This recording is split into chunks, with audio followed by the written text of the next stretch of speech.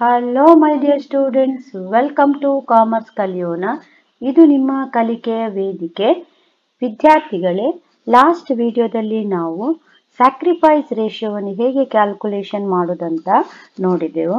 ಇದು very important for your exam.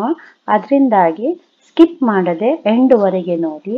ಹಾಗೆ ಇವತ್ತಿನ ವಿಡಿಯೋದಲ್ಲಿ ನಾವು MCQs ಅಂದರೆ ಮಲ್ಟಿಪಲ್ ಚಾಯ್ಸ್ ಕ್ವಶನ್ಸ್ ಅನ್ನು ಹೇಗೆ ಅಟೆಂಡ್ ಮಾಡುವಂಥದ್ದಂತ ನೋಡೋಣ. ನಿಮಗೆ ಕಾನ್ಸೆಪ್ಟ್ ಕ್ಲಿಯರ್ ಆಗಿ ಗೊತ್ತಿದ್ರೆ ಏನು ಮಾಡ್ಬೋದು, ಯಾವುದೇ ಟೈಪ್ನ MCQ ಕ್ವಶನ್ ಬಂದರೂ ಕೂಡ ನಿಮ್ಗೆ ಏನು ಮಾಡ್ಬೋದು, ಈಸಿಯಾಗಿ ಅದನ್ನು ಸಾಲ್ವ್ ಮಾಡ್ಬೋದು. ಹಾಗೆ ಇವತ್ತಿನ ವಿಡಿಯೋದಲ್ಲಿ ನಾನು MCQs ಅನ್ನು ಈಸಿಯಾಗಿ ಕಾನ್ಸೆಪ್ಟ್ನ ಮುಖಾಂತರ ನಿಮಗೆ ಅದನ್ನು ಹೇಳಲು ಇಷ್ಟಪಡ್ತೇನೆ. ಫಸ್ಟ್ ಇನ್ನೇನು ಹೇಳಿದ್ದಾರೆ, the agreement between partner may be oral or written or duplicate ಅಂತ ಹೇಳಿದ್ದಾರೆ.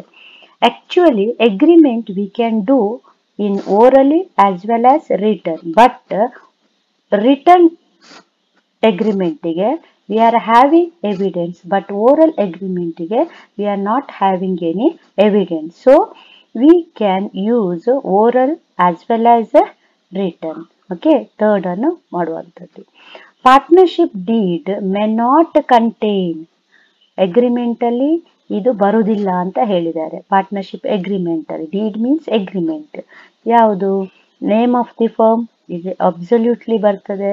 Name and address of the partner ನಾವು ಕನ್ಸಿಡರ್ ಮಾಡ್ತೇವೆ. Profit and loss sharing ratio ಅದನ್ನು ಕೂಡ ನಾವು ಕನ್ಸಿಡರ್ ಮಾಡ್ತೇವೆ.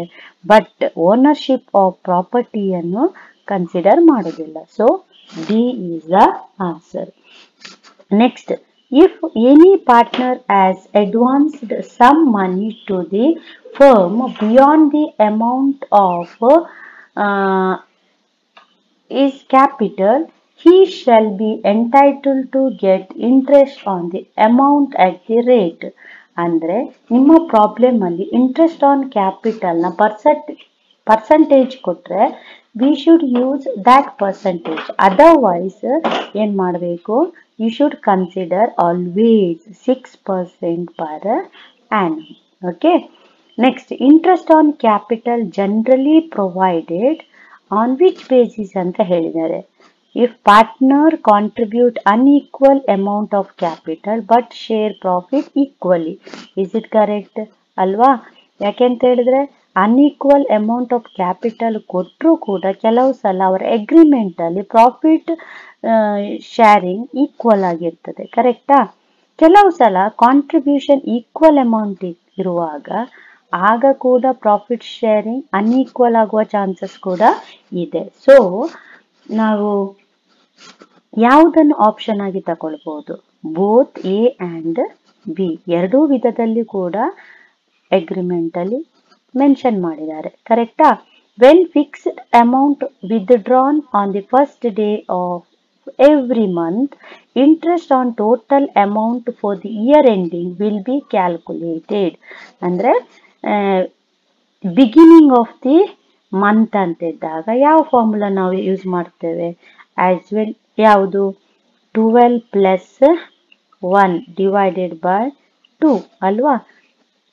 Long period plus short period divided by 2 ಎಷ್ಟಾಗ್ತದೆ ಆಗ? That is 13/2. ಹಾಗಾದ್ರೆ ಏನು ಸಿಂಪ್ಲಿಫಿಕೇಶನ್? 6 × 5 ಅಲ್ವಾ? 6.5 ಮಂತ್ ಅಂತ ಹೇಳ್ತೇವೆ. ಅಂದ್ರೆ ಏನು? 6.5 ಅಲ್ವಾ? 6th and half ಮಂತ್ ಅಂತ ಕೊಟ್ಟಿದ್ದಾರೆ. ಅದನ್ನು ನೀವೇನು ಮಾಡಬೇಕು? ಕನ್ಸಿಡರ್ ಮಾಡಬೇಕು.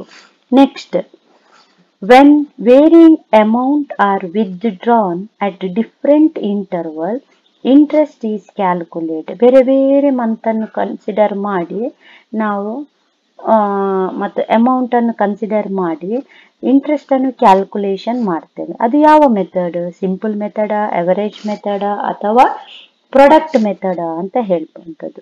ನೀವು ನೋಡಿರ್ಬೋದು ಕೆಲವು ಪ್ರಾಬ್ಲಮ್ ಅಲ್ಲಿ 1/6/2020, 1/11/2020, ಈ ರೀತಿ ಕೊಟ್ಟು ಅಮೌಂಟ್ ಕೊಟ್ಟಿರ್ತಾರೆ. ಅಮೌಂಟ್ ಎಷ್ಟು, ಒಂದು 4000, 6000 ಈ ರೀತಿ ಕೊಟ್ಟಿರ್ತಾರೆ, ನೋಡಿದ್ದೀರಲ್ವಾ? ಅದು ಇಲ್ಲೇನು ಹೇಳಿದ್ದಾರೆ, ಅಮೌಂಟ್ ಚೇಂಜಸ್ ಆಗ್ತಾ ಇದೆ. When varying amount are withdrawn different interval, ಬೇರೆ ಬೇರೆ ಡೇಟಿಗೆ ಏನ್ ಮಾಡ್ತೇವೆ ನಾವು, ಬೇರೆ ಬೇರೆ ಅಮೌಂಟ್ ಅನ್ನು ವಿತ್ಡ್ರಾ ಮಾಡ್ತೇವೆ. ಈ ಮೆಥಡ್ಗೆ ಏನ್ ಹೇಳ್ತಾರೆ ಅಂತ ಹೇಳಿದ್ದಾರೆ, ದ್ಯಾಟ್ ಈಸ್ ಕಾಲ್ಡ್ ಏನು, ಪ್ರಾಡಕ್ಟ್ ಮೆಥಡ್ ಅಂತ ನಾವು ಹೇಳ್ತೇವೆ. ಕರೆಕ್ಟ್ ಅಲ್ವಾ? Next 7th one, adjustment for correction of omission and commission can be made in ಎಲ್ಲಿ, profit and loss adjustment account ಅಲ್ಲಿ ಮಾಡ್ಲಿಕ್ಕೆ ಆಗ್ತದ, ಅಥವಾ directly in capital account of the concerned ಪಾರ್ಟ್ನರ, ರಿವ್ಯಾಲ್ಯೂಯೇಷನ್ ಅಕೌಂಟ್ ಅಲ್ಲ, ಅಥವಾ ಬೋತ್ ಎ ಅಂಡ್ ಬಿ. ಎಲ್ಲಿ ಮಾಡುವಂಥದ್ದು, ಯಾವುದಾದ್ರೂ ಅಮೌಂಟು ಮಿಸ್ಟೇಕ್ ಆಗಿದೆ ಅಥವಾ ಬರೀಲಿಲ್ಲ ಅಥವಾ ಅನ್ರೆಕಾರ್ಡೆಡ್ ಅಂಥದ್ದೆಲ್ಲ ಮೆನ್ಷನ್ ಮಾಡೋದು ಯಾವ ಅಕೌಂಟ್ ಅಲ್ಲಿ ನಾವು ಮಾಡ್ತೇವೆ? ಅಬ್ಸಲ್ಯೂಟ್ಲಿ ನಮಗೆ ಗೊತ್ತುಂಟು, ಎಲ್ಲಿ ಬರೀತೇವೆ ನಾವು, ರಿವ್ಯಾಲ್ಯೂಯೇಷನ್ ಅಕೌಂಟ್ ಅಲ್ಲಿ. Asset increase, liability increase, asset decrease, liability increase, unrecorded liability, unrecorded asset ಅಂತ ಮೆನ್ಷನ್ ಮಾಡಿದ್ದೇವೆ, ನೆನ್ಪುಂಟಲ್ಲ? ಅದು ರಿವ್ಯಾಲ್ಯೂಯೇಷನ್ ಅಕೌಂಟ್ ಅಲ್ಲಿ ನಾವು ಮಾಡುವಂಥದ್ದು.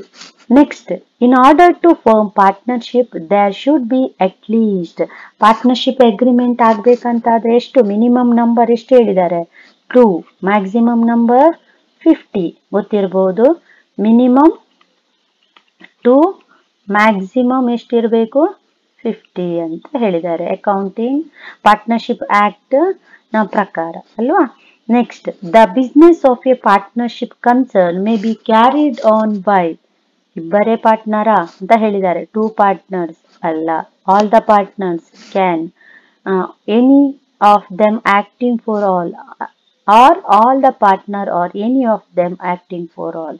ನಮ್ಮ ಡೆಫಿನೇಷನ್ ಹೇಳ್ತದೆ, ಆಲ್ ದ ಪಾರ್ಟ್ನರ್ಸ್ ಮಾಡ್ಬೋದು ಅಥವಾ any one partner acting for all ಅಂತ ಹೇಳಿದ್ದಾರೆ. Next, the agreement between partners must be shared, profit ಮಾತ್ರ ಶೇರ್ ಮಾಡ್ತಾರಾ ಅಥವಾ ಲಾಸ್ ಮಾತ್ರ ಶೇರ್ ಮಾಡ್ತಾರಾ, profit as well as loss, then duties and responsibility, both profit as well as loss. ಕರೆಕ್ಟಾ? ಈ ರೀತಿಯಾಗಿ ನಾವೇನ್ ಮಾಡ್ತೇವೆ, MCQs ಅನ್ನು ಫಸ್ಟ್ ಚಾಪ್ಟರ್ ಇದು ನಾವು ನೋಡಿದೆವು. ನೆಕ್ಸ್ಟ್ ವಿಡಿಯೋದಲ್ಲಿ ಇನ್ನಷ್ಟು ವಿಷಯಗಳನ್ನು ನಾವು ತಿಳ್ಕೊಳ್ಳುವ. ಹಾಗೆ ಯಾರೆಲ್ಲ ಸಬ್ಸ್ಕ್ರೈಬ್ ಮಾಡಲಿಲ್ಲ, ನೀವು ಸಬ್ಸ್ಕ್ರೈಬ್ ಮಾಡಲಿಕ್ಕೆ ಮರಿಬೇಡಿ. ಹಾಗೆ ವಿಡಿಯೋಗಳನ್ನು ಹೆಚ್ಚು ಹೆಚ್ಚಾಗಿ ಶೇರ್ ಮಾಡಿ ನಿಮ್ಮ ಫ್ರೆಂಡ್ಸ್ ಯಾರೇ ಇದ್ದರೆ ಕೂಡ ಅವರಿಗೆ ಶೇರ್ ಮಾಡಲು ಮರಿಬೇಡಿ. ಮುಂದಿನ ವಿಡಿಯೋದಲ್ಲಿ ಮತ್ತೆ ನಾವು ಭೇಟಿಯಾಗೋಣ. Thank you one and all.